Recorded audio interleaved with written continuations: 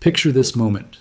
You are sitting down to do something important. Maybe it is an assignment that is due in 2 hours. Maybe it is a job application. Maybe it is just something you need to get done today. You open your laptop, you click on the app you need, and you wait. And you wait a little longer. The screen sits there doing nothing. The cursor spins, and somewhere in the back of your mind, a thought appears that has appeared 1,000 times before. This laptop is getting old. I need a new one. And that thought feels completely logical. It feels like common sense. The laptop is 2 years old, 3 years old, maybe 4. Of course, it is slowing down. That is just what technology does. It gets old and it gets slow and eventually you replace it. Every person who has ever owned a laptop believes this. Laptop companies know you believe this, and it is one of the most expensive lies you have ever been told. Your laptop is not slowing down because it is old. I am going to say that again because I need you to actually hear it before we go any further. Your laptop is not slowing down because it is old. Age is not a mechanism. Age is not a force that reaches into your hardware and degrades it. The processor in your laptop does not know how many years have passed. It does not get tired. It does not wear out from thinking too hard. A processor that was capable of opening Chrome in 2 seconds in 2022 is physically, mechanically, electronically capable of opening Chrome in 2 seconds in 2026.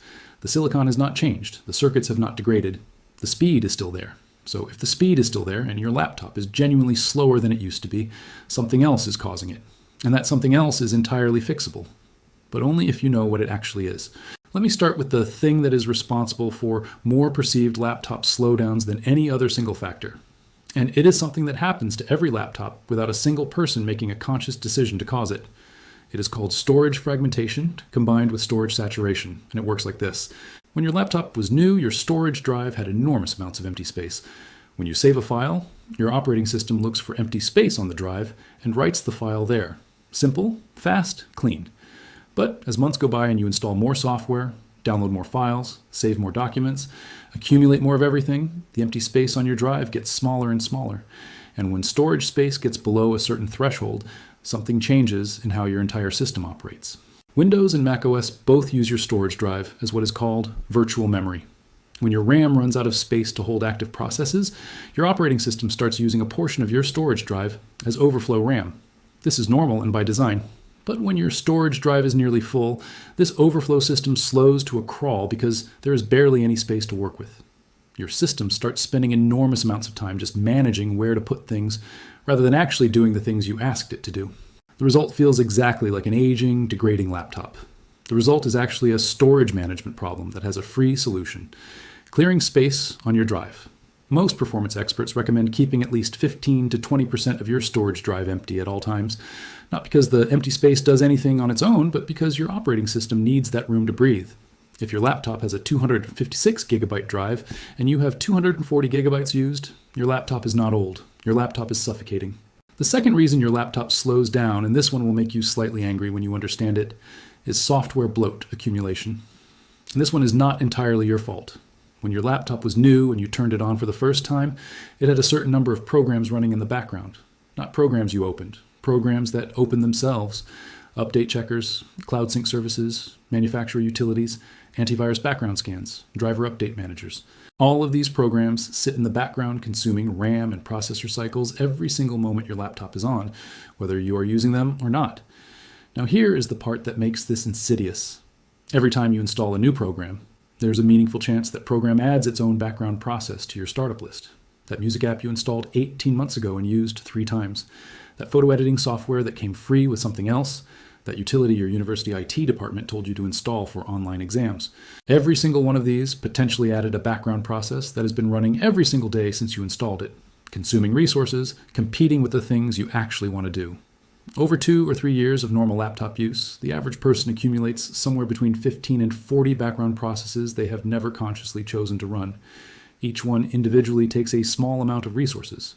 Together, they can consume enough RAM and processor capacity to make a powerful laptop feel sluggish.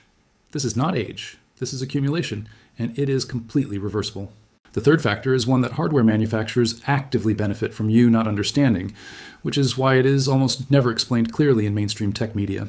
It is called thermal throttling. Every processor has a maximum operating temperature. When it exceeds that temperature, it automatically reduces its own performance to generate less heat and protect itself from damage. This is a safety feature. In a new laptop, the cooling system, which consists of a fan, heat pipes, and a heatsink, is clean and efficient.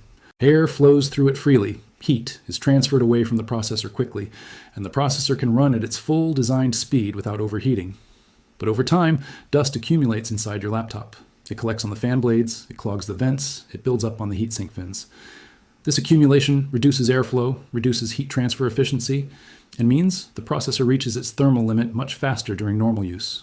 When a laptop that is 3 years old feels dramatically slower during demanding tasks like editing a video, running multiple applications, or even just having 30 browser tabs open, thermal throttling from dust accumulation is frequently the cause. The processor is not less powerful than it was 3 years ago. It is being forced to reduce its performance to prevent itself from overheating because the cooling system is blocked. Cleaning the vents, and in some cases opening the laptop and cleaning the internal components, can restore performance that feels like getting a new laptop. This service at a repair shop costs between $20 and $50. A new laptop costs between $500 and $2,000. The laptop industry has very little financial incentive to make sure you know the difference. Now, I want to talk about something that is slightly more technical, but absolutely critical to understanding why your laptop feels slower with each passing year, even if nothing else has changed. It is the relationship between your software and your hardware, and it explains something that genuinely confuses people. Someone takes their old laptop, wipes it completely clean, installs a fresh operating system, and suddenly it feels fast again. Not new, but noticeably faster than it was the week before.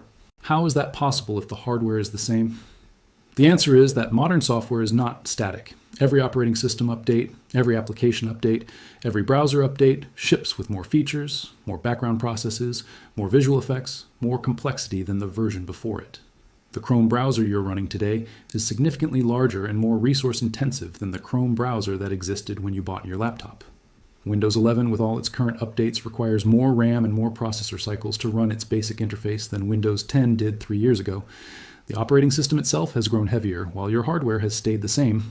This is called software bloat at the platform level, and it is the closest thing to genuine age-related slowdown that actually exists.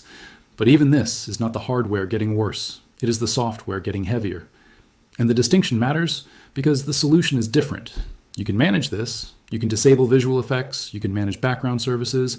You can choose a lighter browser. You can make deliberate choices about what you allow your system to run. None of that requires spending money.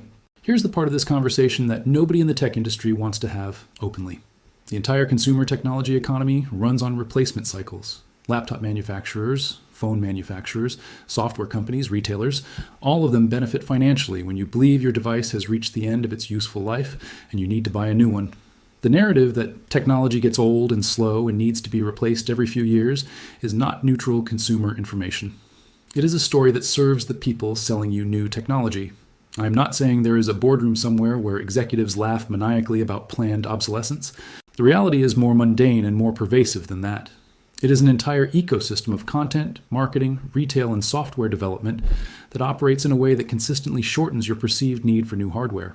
Tech YouTube is part of this ecosystem. Laptop review channels need new laptops to review. Comparison videos need new products to compare. The entire attention economy of technology content is oriented toward what is new, which means the story of how to extend the life of what you already have is chronically underreported, not because of conspiracy, because of incentives. So let me give you the actual practical information that this video exists to give you. If your laptop is slow right now, here's what to do before you spend a single dollar on anything new. First, check your storage. Go to your storage settings and look at how much space is used versus available. If you are above 80% full, that is your first problem to solve. Go through your downloads folder, which for most people is an archaeological site of files accumulated over years that serve no current purpose, and delete ruthlessly. Uninstall software you have not used in the past 3 months. Move large files you need to keep, but do not access regularly to an external drive or cloud storage. Get your storage usage below 70%, and then test your laptop speed again. For a significant number of people, this single step produces a noticeable improvement. Second, audit your startup programs. On Windows, open Task Manager, go to the Startup tab, and look at everything that is set to run when your laptop turns on. Disable everything that is not essential.